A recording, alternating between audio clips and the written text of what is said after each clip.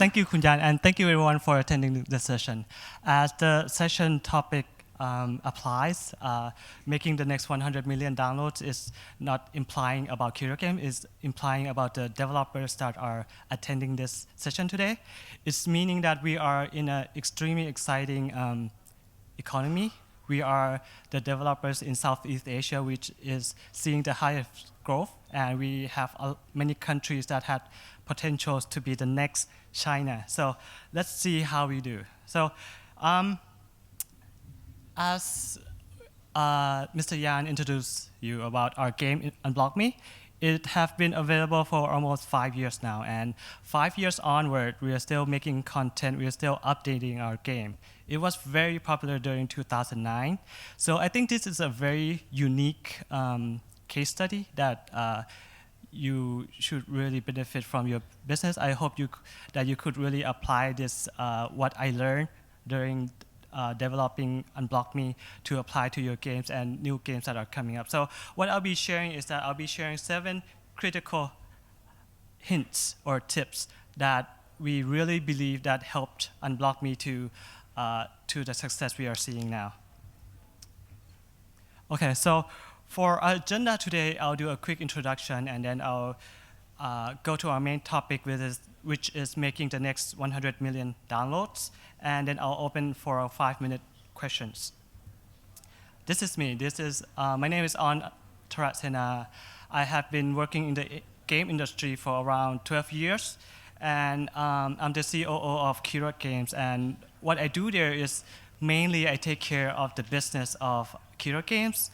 I look over our daily routines and operations, and I've also maintained our game, which is Unblock Me. This is our team, Kiro Games. We are a Thai independent game company established in around 2010. Right now we have 16 developers, and I think the biggest accomplishment that we had so far is that nobody has left the company. So far we have 0 turnovers. So ever since we start from 5 years to now, no one has left the company. So that's really awesome to me. So a little bit about Unblock Me. Unblock Me is a very simple concept. It's just a board game that what you have to do is you have to move the red block out of the board. It's currently available on iOS, Android, HTML5, Windows phones, and Tizen. So I'll show you a quick video of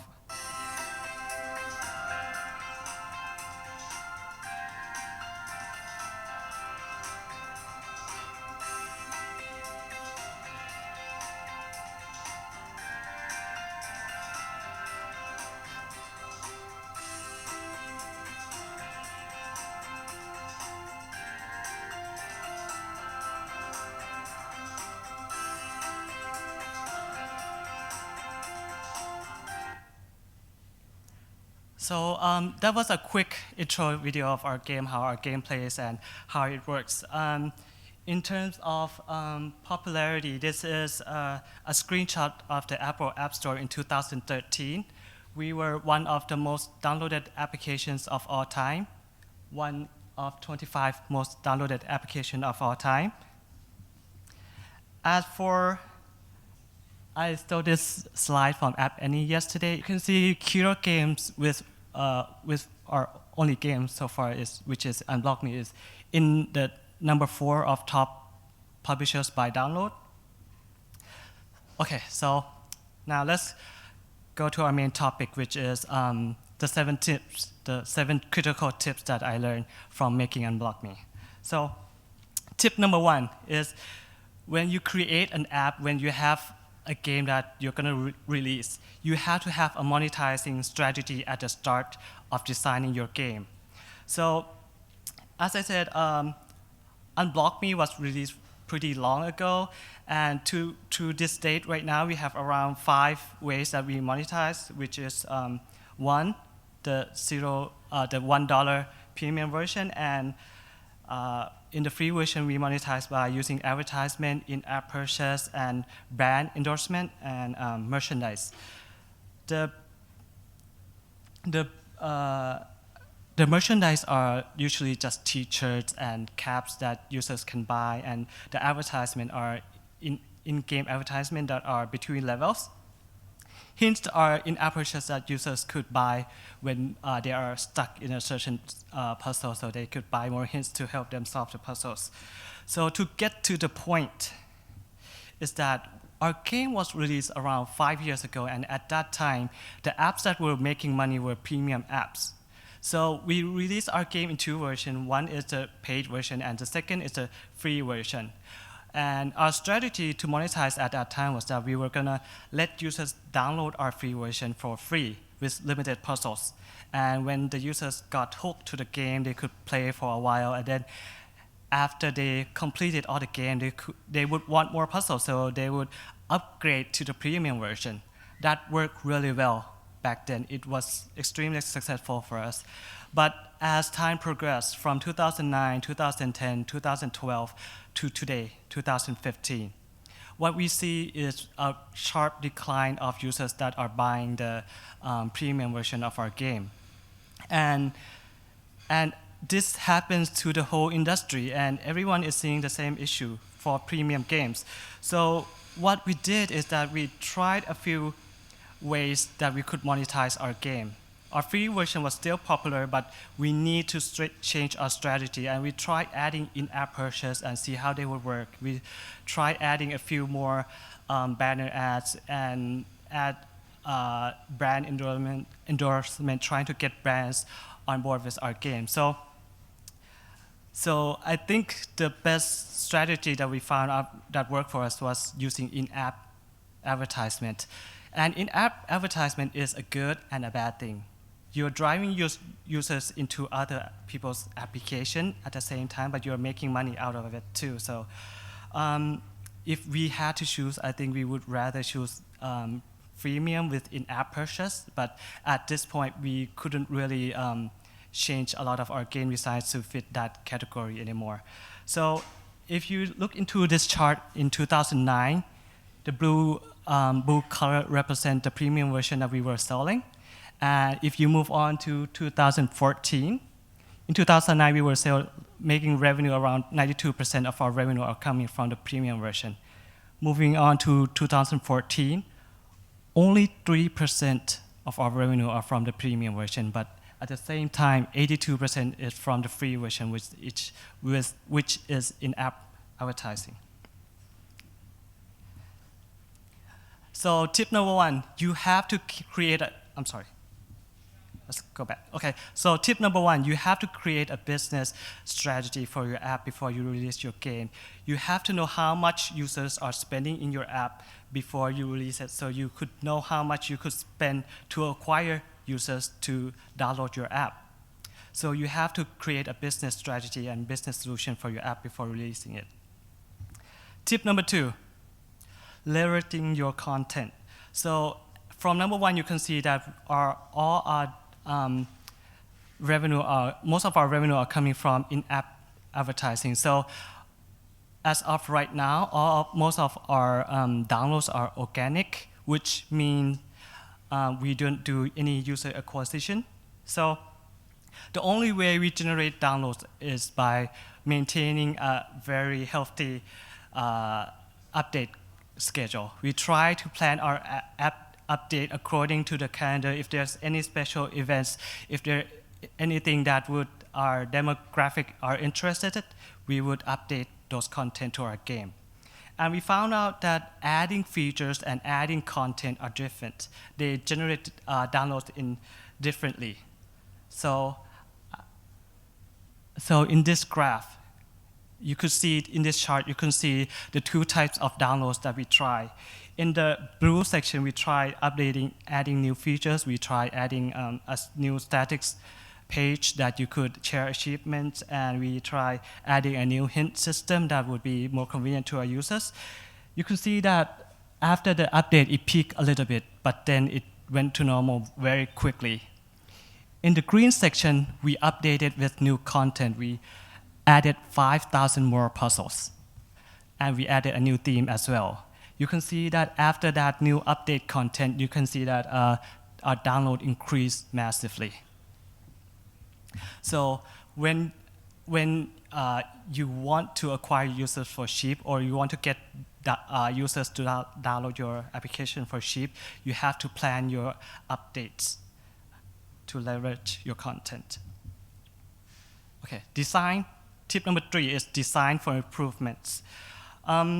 Users these days are looking for entertainment. They are not looking for innovations. They are not looking for something completely new. So when you design your game, make sure that you don't go crazy with your innovation. Make sure that your game is fun. Make sure that it's something that the users can relate to. And to be fair, Unblock Me isn't completely new. It's also something that we kind of improve on some existing idea already, which a lot of famous games are doing right now. If you can see like Angry Birds or Candy Crush Saga, they are all improvements of existing games. So I would suggest you that if you want to create something, don't go overboard with innovation.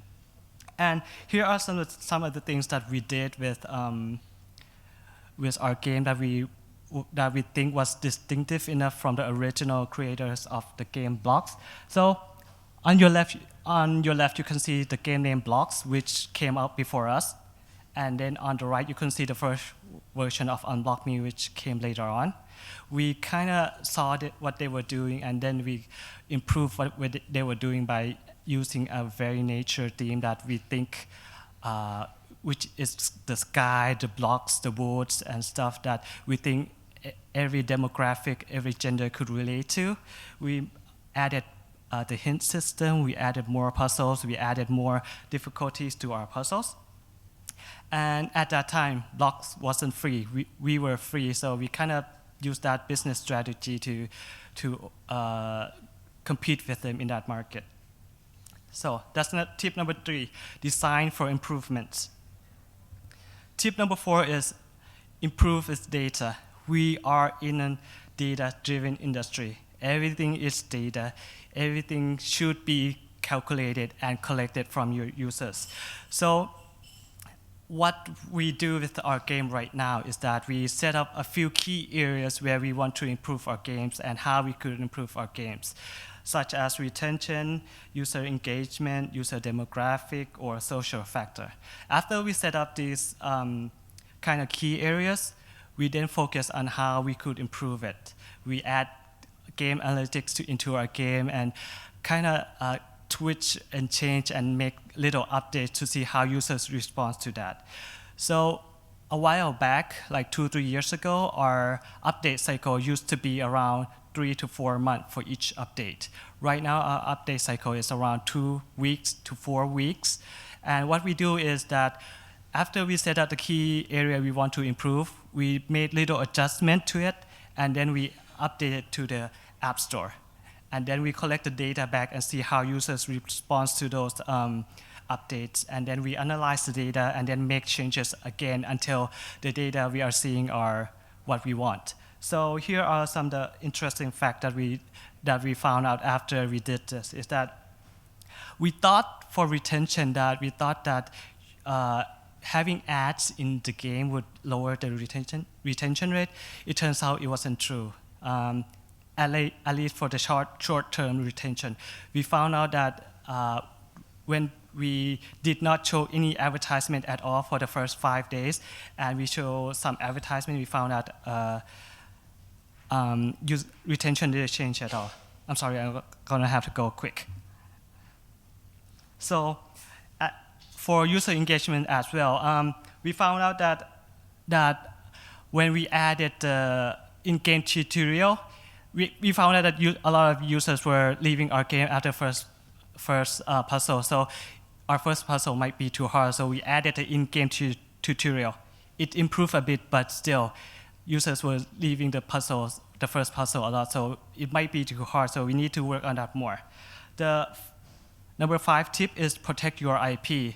So reskinning is a real business. It's a very tough business that when your games get popular, some developers, big and small, will reskin your game or will clone your game. So If your game is out and released and it gets popular, make sure that you protect your IP. We did this from Thailand and we registered our trademark in the US for around $3,000. But this is not something you should consider before releasing your game. This is something you should consider after your game goes live and it is popular. Tip number 6, optimizing your app store. We localize our app store into languages like Japan, Korea, Brazil, Turkey, Mexico, and Russia. All of these countries, after localizing the app store's description, we saw a huge amount of increase in downloads. We translated into Filipino, into Thai, into Bahasa Malaysia, into Germany as well, but we did not see any results in that. We also tried using app any keyword. We did not see any results from that as well. And you could also try to localize your app store screenshot. Here is a quick screenshot of our Japanese app store. As you can see, it's very cluttered. And here are the results after we localize our Japanese app store. You can see that after we localize the Japanese description, the Japanese screenshot, you can see that the huge wave of downloads starts to create its momentum at that time. So for the rest of the world, the screenshot looks like this. We also did some studies and found out that users respond very well to 3D images of our game. But at the same time, we cannot use that as our screenshot because it would be misleading because our game is 2D. So instead we use the 3D image as our feature screenshot in Google Play instead. Okay, tip number 7. I'm going very fast, sorry. Tip number 7 is don't forget the local market. I think the 3 local markets that are very strong in this world is China, Japan, and Korea. We've been very successful to being localized and being local published in Japan, which has generated around 10% of our total revenue each month. And the Japanese ecosystem is very well. They pay a lot, and they have their own ecosystem where they have their app store name, KDDI, AU Smart Pass, and Docomo Sukutoko. I think I'm pronouncing that right. Okay. In Korea, Unblock Me was also there for a short time, and in China, we are trying to get there. So if you're a publisher, please feel free to drop by. Okay, so the last tip is some final thought is that we once tried a $50,000 marketing campaign in Thailand, hoping that it would generate organic downloads after that. It turns out it didn't. So I think that our game was not compatible with Thailand user base. It did well in other countries, but not Thailand, which is where we are from. I don't know why. So sad. Okay. Unlock Me was both featured by Apple and Google. And the really interesting thing is that they are very nice people that want to help you out. So if you have a game that you think is very optimized for the platform, try to find them out and show them your game. Both of the editor to feature personnel from Apple and Google are here today. So find them out. We tried some out of the App Store campaign. It didn't work out, but we tried by sending out 100 t-shirts to our fans. And it didn't generate any additional downloads, but it really made our users happy, so that's some good out of it. And we tried to talk to a lot of press and newspaper in Thailand. And we did get a few coverage, but nothing significant in terms of generate download for us. So, sorry to go fast, but that was my presentation. Do you have any questions? Any question? Oh yeah, this gentleman first.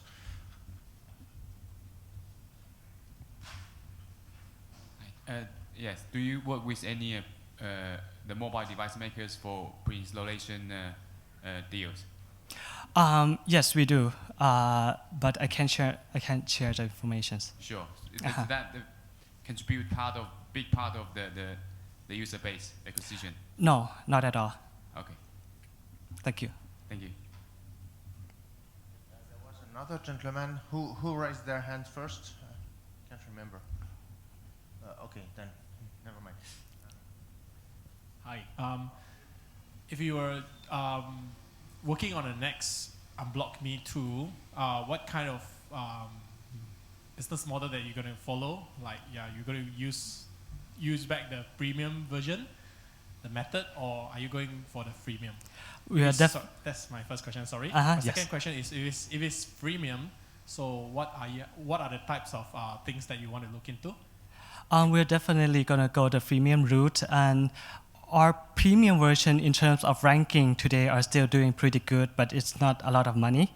So we definitely know that users are still buying the rankings of Unblock Me are still doing good, but in terms of revenue, it's not a lot.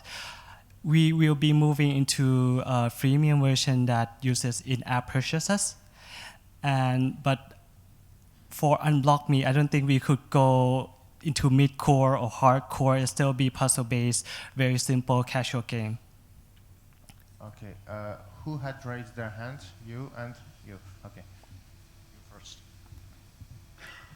What did you consider when you choose that type of game? When we choose the type of game. The game of the Unblock.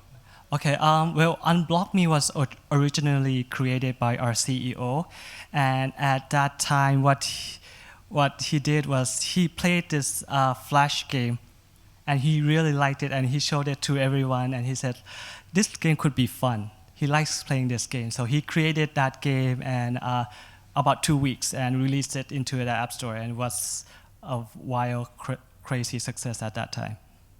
Thank you. Which monetization model did you choose and why? Monetization? Yeah, which model did you choose, strategy, and why for this game? For Unblock Me, we tried a lot of different things, but at the end of the day, we ended up with in-game advertisement. We have banners in the main menu, and we have interstitials, full-screen interstitials every 5 levels. We also have incentivized videos so users could get free hints from our applications as well. Okay. Yeah, I'm told to remind you that if anybody wants to vote for the Indie Prize, you have 5 minutes left. Yeah. Any other question meanwhile? Okay.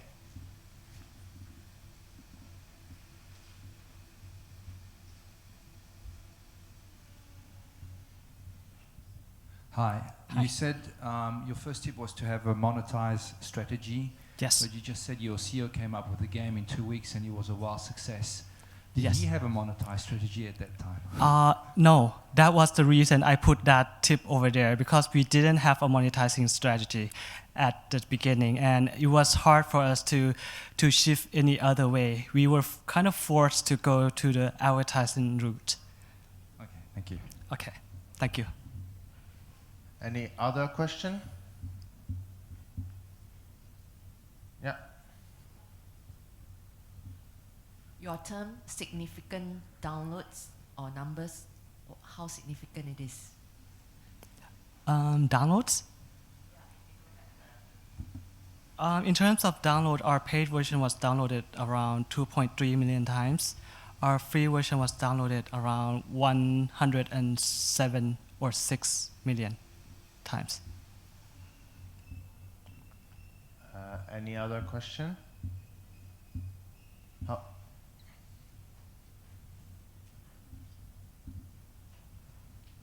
So for this Southeast, so you mainly focus on Southeast Asian market or global? Because for the publishing part, did you try to do? Seems like you did locally with giving out T-shirt or something like that, and then you also do what? Like, how did you get your app discovered by a lot of people in the beginning?